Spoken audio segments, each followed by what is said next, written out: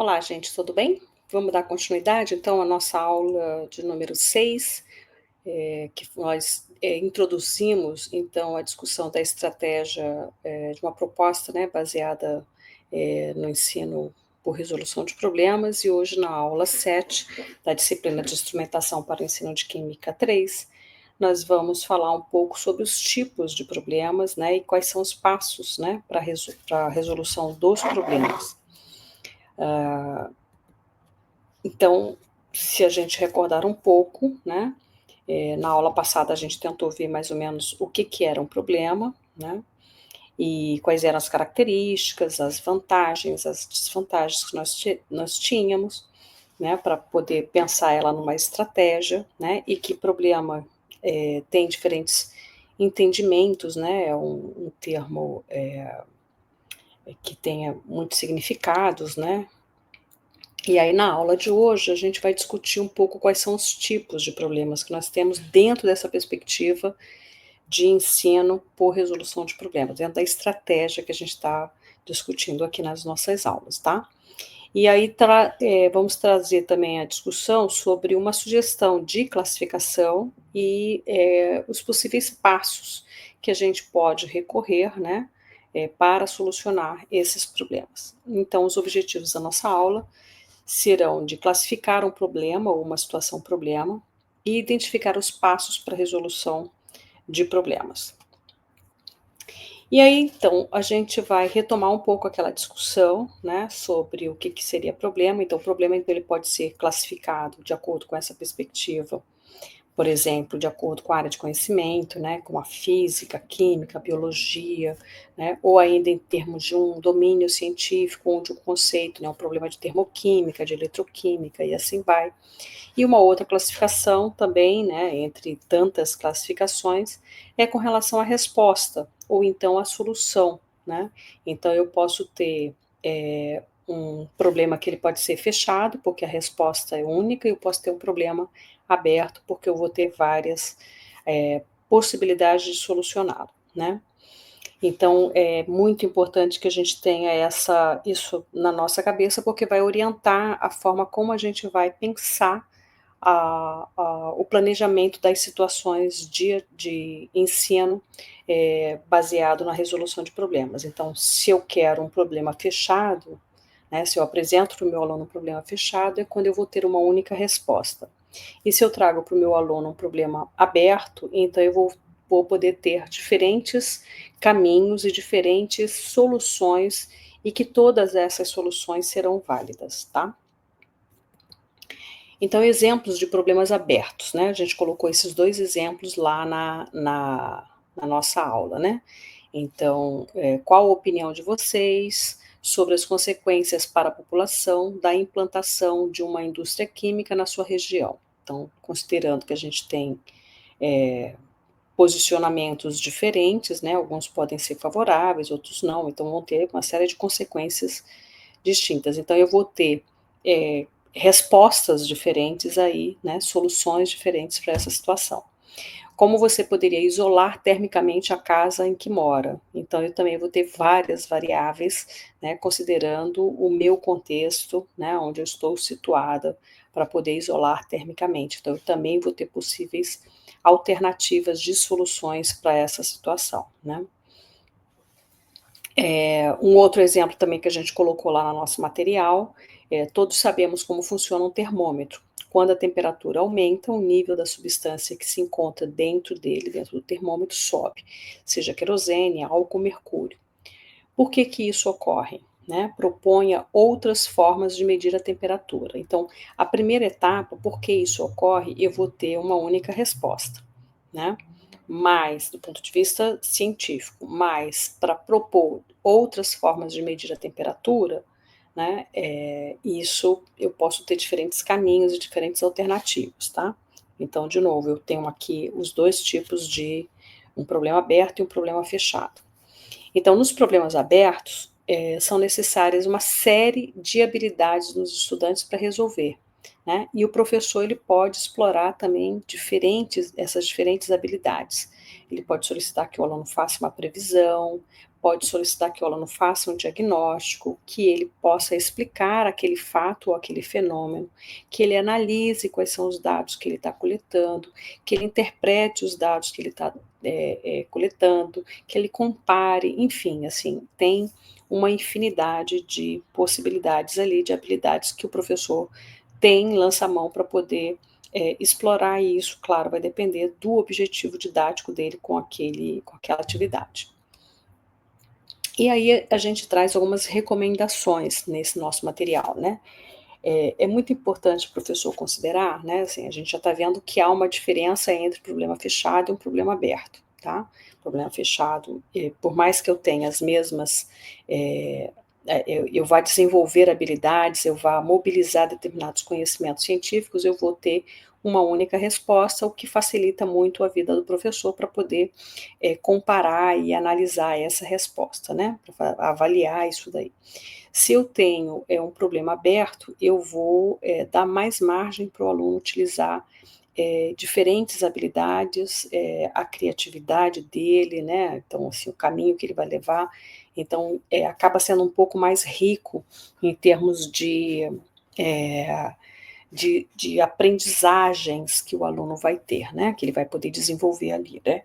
A questão é que a gente não pode deixar esse problema muito aberto. Ele não pode ser aberto demais, porque senão eu vou ficar com um enunciado muito vago. O aluno não vai conseguir nem decodificar o que eu estou pedindo, né?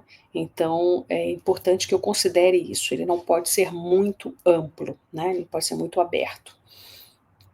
E um outro aspecto, uma outra recomendação, é que a gente possa coordenar, né, a organização dessas atividades para resolver o problema em duas etapas, né? Uma no qual eu vou tentar agrupar de acordo com os procedimentos para resolver, né? Uma parte que vai ser um pouco mais quantitativa, e na outra parte ele vai poder, apoiado nesses dados quantitativos, pensar na interpretação qualitativa do que eu estou pedindo, né? Por exemplo, da solicitação. Então, vamos ver aqui esse exemplo, né?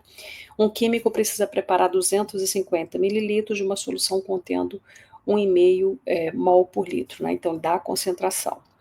Então, ele pergunta, então, estamos dando os dados, né, para isso, né, para ele poder calcular, e pergunta qual vai ser o volume de ácido clorídrico concentrado para ele poder preparar a solução. Veja que ele vai ter primeiro uma parte quantitativa, aonde ele vai fazer os cálculos, né, para poder determinar qual vai ser o volume, mas não está dizendo aqui qual é a concentração,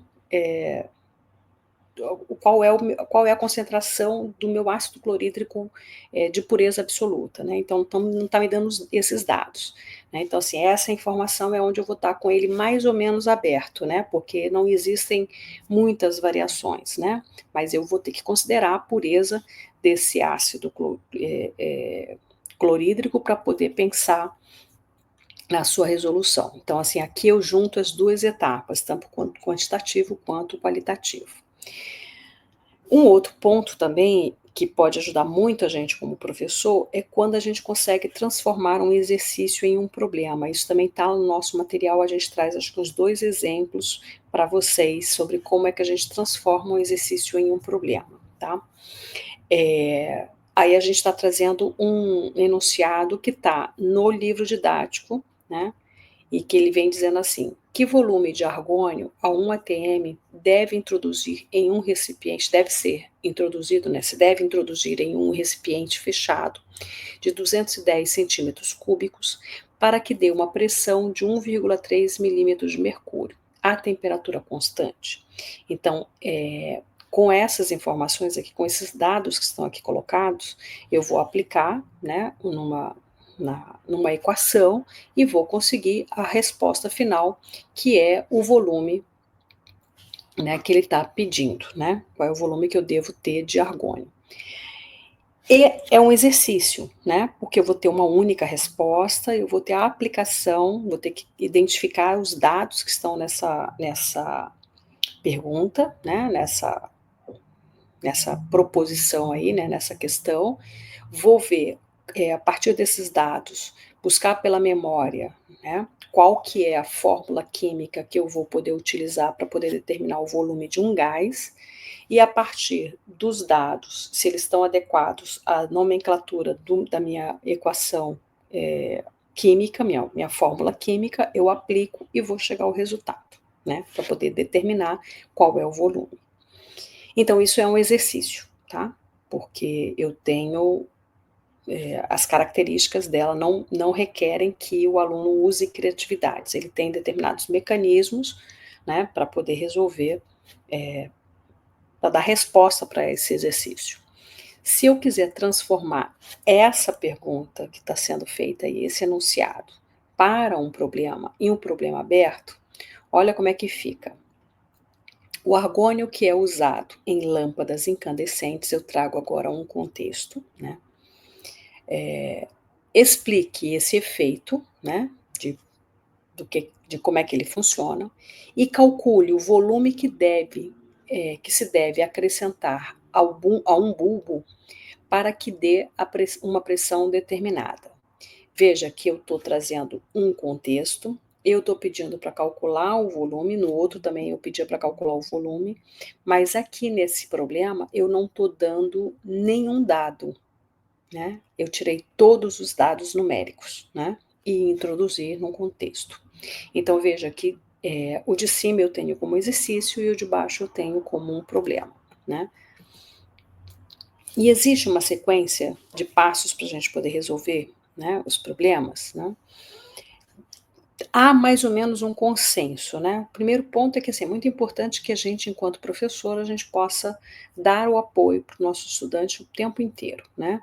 Para que ele possa ir fazendo as suas sinapses, as suas analogias, né? Então, eu posso fazer uma analogia com aquela situação com uma outra, né? Que ele possa, de repente, comparar e ver que forma que ele pode resolver aquilo dali. Então, isso é muito importante, esse apoio pedagógico. Não quer dizer que você vai dar resposta à solução, mas você vai conduzindo ele a novas, a situações nas quais ele possa envolver determinados procedimentos, né? Como eu disse, não há uma única resposta, uma proposta para resolver o problema, mas tem algumas dicas, né, que elas acabam sendo mais ou menos semelhantes em todas as perspectivas que a gente vai discutindo dentro da literatura.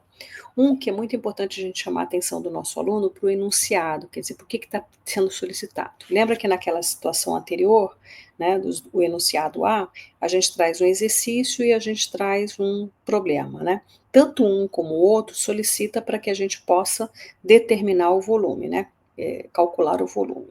Então, a minha chamada, o meu enunciado pede para calcular o volume. Então, assim, essa decodificação do enunciado é muito importante. Então, tem que chamar a atenção do aluno para o que está sendo solicitado na questão, na pergunta, né? O segundo é recordar os procedimentos, né? Assim, que procedimentos que eu posso utilizar, né? Para resolver, eu vou tentar comparar com algo que eu já vi em algum canto, né? Eu vou ver que tipo de conceito, eu estou falando de um gás, então acho que vai ter aqui a questão dos gases, né? Pressão, temperatura dos gases, né? Então, ele vai tentar associar isso daí.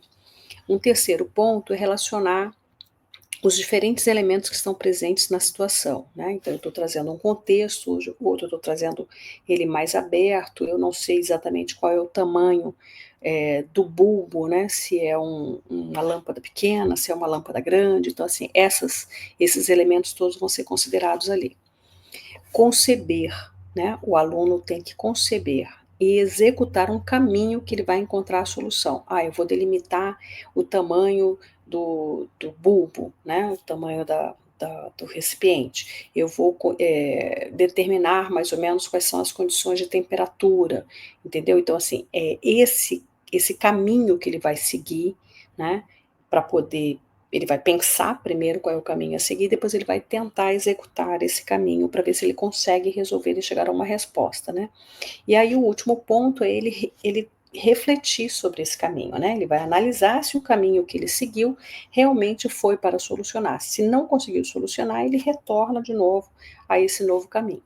Então fica nessa perspectiva. Então, essas são sugestões que são dadas. Mas tem outras também, outras propostas, vejam. Eh, Lá no nosso material, a gente tem trazendo esses 4 passos, né, que são colocados ali, né, mas que em linhas gerais, eles estão muito próximos do que a gente acabou de falar, né, questionar os aspectos fundamentais, né, qual que é a identificação da incógnita, quais são os dados, quais são as condições, o que eu devo considerar para determinar essa incógnita, né, se ela é contraditória ou não, né. Um segundo passo, questionar se a gente já viu algum problema semelhante, e aí é o papel do professor muito legal para ele poder tentar lembrar, né, se ele já viu isso em algum canto, né. Um terceiro passo é questionar se ele conseguiu comprovar, né, cada uma dessas etapas que ele planejou para resolver o problema, né, então, assim, se ele não conseguiu, esse caminho, ele tem que retornar.